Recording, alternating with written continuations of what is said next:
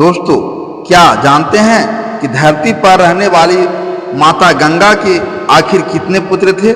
और हर बार जब माता गंगा को पुत्र की प्राप्ति होती थी तो वह इन्हें नदी में ही क्यों बहा देती थी? क्या है इसके पीछे की असली खास वजह? आज के इस वीडियो में हम यही बताएंगे। दोस्तों, हिंदू धर्म में महाभारत को एक पवित्र ग्रंथ माना गया है जो कि खुद में कई कथाओं को समेटे हुए हैं। वैसे तो महाभारत के बारे में अधिक लोग यही सोचते हैं कि इस ग्रंथ में पांडवों और कौरवों के जन्म से लेकर उसके बीच धर्म क्षेत्र कुरुक्षेत्र में लड़े गए युद्ध का वर्णन मिलता है। परंतु दोस्तों, ऐसा नहीं है। इसमें पहले का भी कई ऐसी कथाओं का वर्णन किया गया है जिसके बारे में यह सब कम लोग ही जानते हैं। दोस्तों, एक समय हस्तिनापुर के राजा महाराजा शांतनु हुआ करते थे। एक दिन की बात है, वह रोज की तरह हस्तिनापुर के महल से शिकार करने के लिए निकले। जब गंगा नदी के किनारे पहुंचे तो उन्होंने देखा कि एक सुंदर स्त्री नदी किनारे अकेली बैठी हुई है। फिर उन्होंने अपने साथी से रथ रोकने को कहा। वो रथ से उतरकर उस सुंदर स्त्री के पास गया और उस सुंदर स्त्री का रूप देखकर मोहित हो गए। उन्होंने उस स्त्री से विवाह का प्रस्ताव रखा है। यह प्रस्ताव सुन के गंगा ने कहा कि मैं आपसे विवाह करने के लिए तैयार हूँ, लेकिन मेरी एक शर्त है। राजा शांतनु ने कहा कि मुझे तुम्हारी हर शर्त मंजूर है। इस पर गंगा ने कहा कि शर्त सुन तो लीजिए। उसके बाद देवी गंगा बोली, महाराज, मेरी शर्त यह है कि विवाह के पश्चात आप मुझसे ना तो कोई सवाल पूछेंगे और न ही मुझे किसी काम को करने से रोकेंगे। जिस दिन आप ऐसा करेंगे मैं आपको छोड़कर चली जाऊंगा। शर्त सुनने के बाद राजा शांतनु ने कहा कि विवाह के पश्चात ऐसा ही होगा। फिर हस्तिनापुर नरेश महाराजा शांतनु और देवी गंगा का विवाह संपन्न हुआ। दोस्तों, देवी गंगा से विवाह के पश्चात महाराज शांतनु बहुत खुश रहे। उसकी खुशी और भी बढ़ गई जब उन्हें पता चला कि देवी गंगा गर्भ से है। तो महाराज शांतनु इस बात को सुनकर और ज्यादा खुश हुआ। फिर एक दिन दासी ने उन्हें समाचार दिया कि महारानी गंगा ने एक पुत्र को जन्म दिया है। यह समाचार सुनकर महाराज शांतनु के खुशी का ठिकाना नहीं रहा। वह अपने कच्छ से निकलकर देवी गंगा जी कच्छ की ओर निकल पड़े और रास्ते में ही थी कि तभी दासी ने बताया कि देवी गंगा पुत्र को लेकर जंगल की ओर चली गई हैं। यह सुनकर शांतनु का मन व्याकुल हो उठा। वह सोचने लगे कि इस समय गंगा मेरे पुत्र को लेकर कहाँ गई होगी।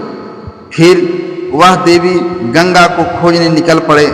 खोजते खोजते जब वह गंगा नदी के तट पर पहुंचे तो उन्होंने देखा कि गंगा उनके पुत्रों को नदी में बहा रही है। यह देखकर वह देवी गंगा को रोकने के लिए आगे बढ़े, लेकिन तभी उन्हें विवाह से पूर्ण गंगा द्वारा दिए गए शर्त का याद आया था, जिस कारण से वहीं रुक गए और अपने आंखों के सामने अपने पुत्र को मरता हुआ देखते रहे।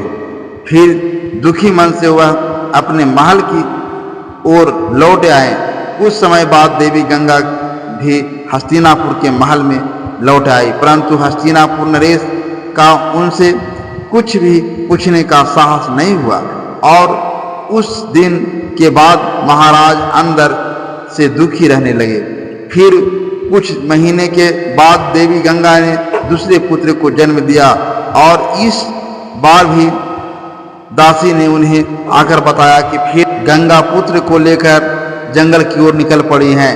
फिर दोबारा उन्होंने वहीं देखा कि वह पुत्र को गंगा नदी में बहाया जा रहा है। ऐसे में उनका दिल बैठ गया। वे मन ही मन सोचने लगे, यह कितनी कठोर माँ है जो अपने ही द्वारा जन्मे पुत्रों को नदी में बहा देती हैं।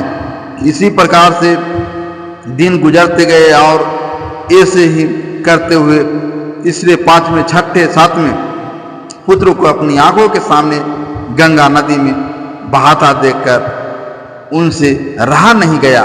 देवी गंगा ने अपने 8वें पुत्र को जन्म दिया।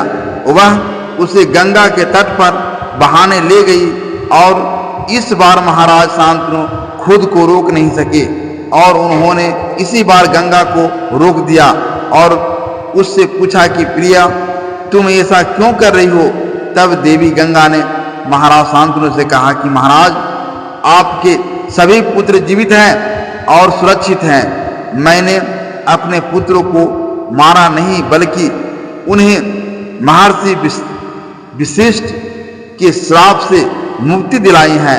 यह सुनकर महाराज शांतनु हैरान हो गए। उन्होंने देवी गंगा से कहा कि हे देवी, तुम क्या कर रही हो? मुझे कुछ भी समझ में नहीं आ रहा है। तब देवी गंगा ने बताया कि पूर्व काल में वशिष्ठ ऋषि के पास कामधेनु गाय हुआ करते थे।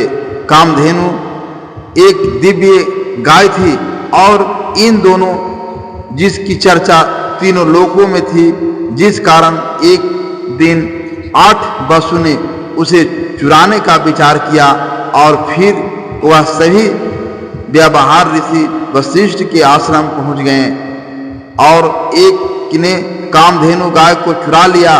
उधर इस बात का पता जब ऋषि वशिष्ठ को चला तो वह क्रोधित हो गए। क्रोध में उन्होंने वासियों से कहा कि गाय चुराना तो मनुष्य का स्वभाव माना जाता है, परंतु तुम लोग ने वसु होकर भी मनुष्य जैसी हरकत की है, इसलिए मैं तुम्हें श्राप देता हूं कि तुम सब मनुष्य योनि में जन्म लोगे। यह सुनकर 8 वसु डर गए और उन्होंने वशिष्ठ ऋषि से कहा कि महर्षि, हमसे गलती हो गई, हमें क्षमा कर दे। जब वह सब महर्षि से विनती करते रहे तब महर्षि का मन पिघल गया और उन्होंने वस्तुओं से कहा, मैं तो अपना दिया हुआ श्राप वापस नहीं ले सकता, लेकिन यह वरदान देता हूं कि तुम्हारा मनुष्य रूप में जन्म होते ही तुम्हें मुक्ति मिलेगा।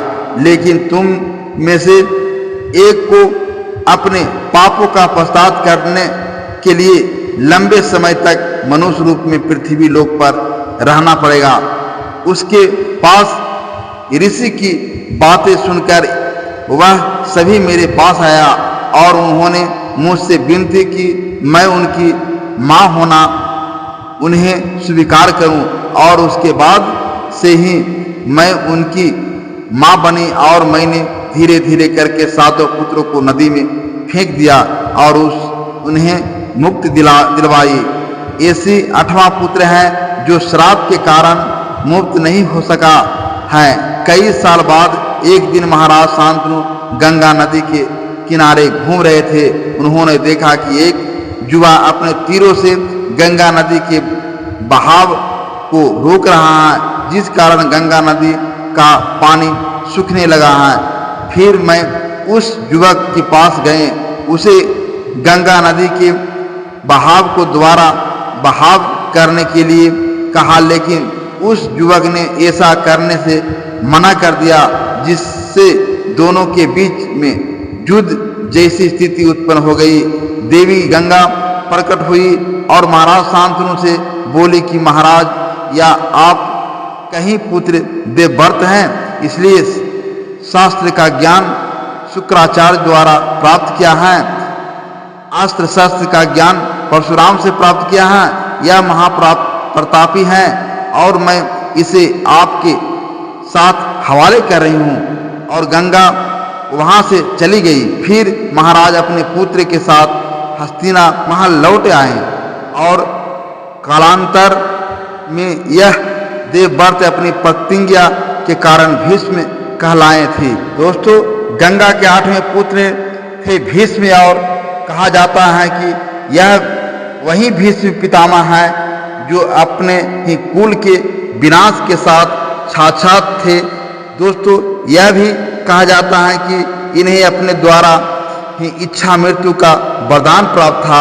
दोस्तों अगर आपको यह जानकारी अच्छी लगी हो तो हमारे वीडियो को लाइक शेयर अवश्य करें। धन्यवाद।